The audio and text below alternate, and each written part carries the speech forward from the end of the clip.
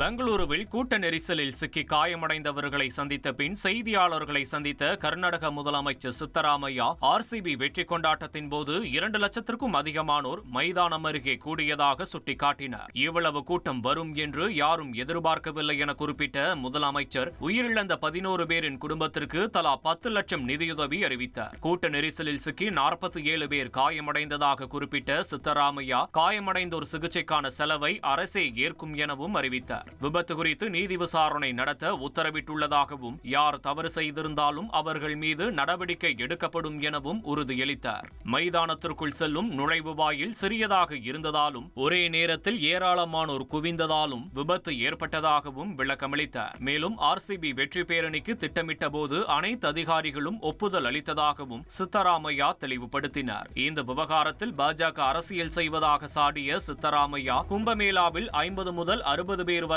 உயிரிழந்தனர், அதையெல்லாம் குற்றம் சாட்ட முடியுமா என விமர்சித்தார். செய்திகளை உடனுக்குடன் தெரிந்து கொள்ள உடனே சப்ஸ்கிரைப் பண்ணுங்க.